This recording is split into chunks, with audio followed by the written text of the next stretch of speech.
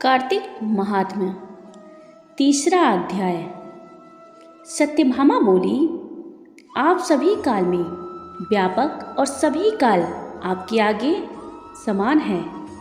फिर यह कार्तिक मास ही सब मासों में श्रेष्ठ क्यों है? सब तिथियों में एकादशी और सब मासों में कार्तिक मास को ही आप अपना प्रिय क्यों बतलाते हैं? इसका कारण कहिए। भगवान श्री कृष्ण बोले, हे प्रिय, तुमने मुझसे बहुत अच्छी बात पूछी है। सुनो, मैं तुमको इसका कारण बतलाता हूँ, ध्यान से सुनना। इसी प्रकार एक बार महाराज बेन के पुत्र राजा पृथु ने प्रश्न के उत्तर में देवर्षि नारद से प्रश्न किया था और श्री नारद जी ने उसे कार्तिक मास की महिमा बतलाई थी।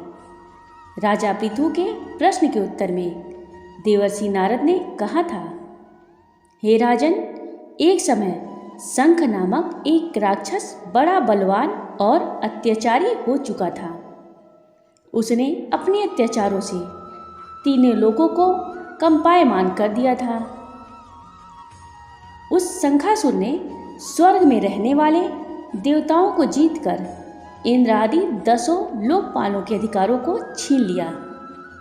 उससे डरकर सभी देवता सुमेरु पर्वत की गुफाओं में कुटुंबियों के साथ बहुत दिनों तक छिपे रहे थे। वे सुमेरु पर्वत की गुफाओं में निश्चिंत होकर रहने लगे।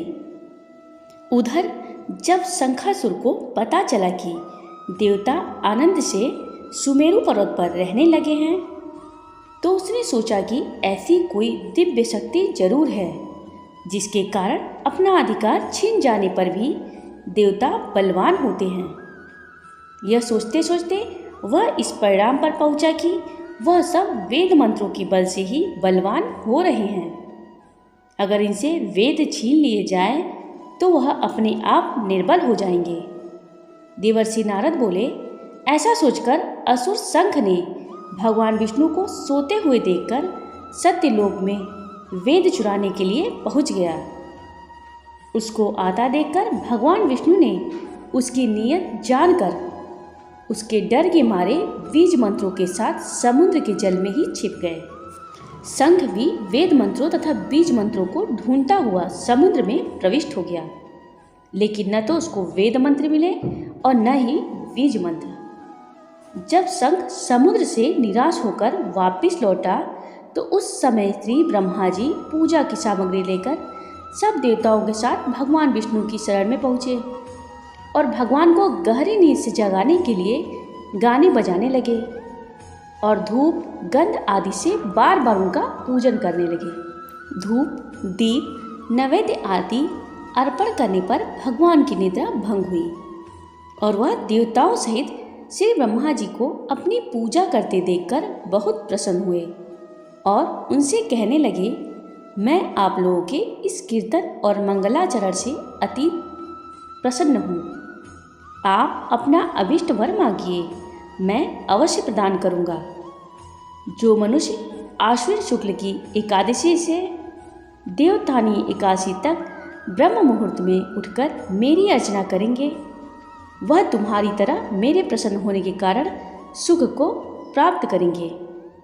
यह जो पाद्य, अर्घ्य, आचमन और जल आदि सामग्री आप लोग मेरे लिए लाए हैं, वह अनंत गुणों वाली होकर आपका कल्याण करेगी। शंख जो वेद चुराकर ले गया है, सबके सब समुद्र में ही है। मैं उस शंखासुर को मारकर ले आता हूँ। आज से मंत्र, बीज और वेदों के साथ चारों वेद प्रतिवर्ष कार्तिक मास में जल में विश्राम किया करेंगे। अब मैं मत्स्य का रूप धारण करके समुद्र में जाता हूँ और आप लोग भी ऋषि महर्षियों को साथ लेकर मेरे साथ चले। जो कार्तिक मास में रात्रि पहर में पहले स्नान करते हैं, वे निश्चय ही अच्छे फल को पाते हैं। वह अज्ञात में अमृत स्नान का फल प्राप्त करते हैं। हे देवेंद्र, जो कार्तिक मास में व्रत करते हैं, उन्हें सब प्रकार से धन, पुत्र, पुत्री आदि देते रहना। उन्हें सब आपत्तियों से बचाते रहना। हे धनपति कुबेर, मेरी आज्ञानुसार तुम उनका धन धान्य बढ़ाते रहना, क्योंकि इस प्रकार का आचरण करने वाला प्राणी मेरा रूप धारण करके जीवन मुक्त हो जाता है। जन्म से लेकर मरण पर्यंत जिसने विधि पूर्वक यह उत्तम व्रत कर लिया है वह आप लोगों का भी पूजनीय है। आप लोगों ने मुझे कार्तिक शुक्ल एकादशी तिथि को जगाया है, इसलिए यह एकादशी मान्य है और मुझको बड़ी प्रिय है।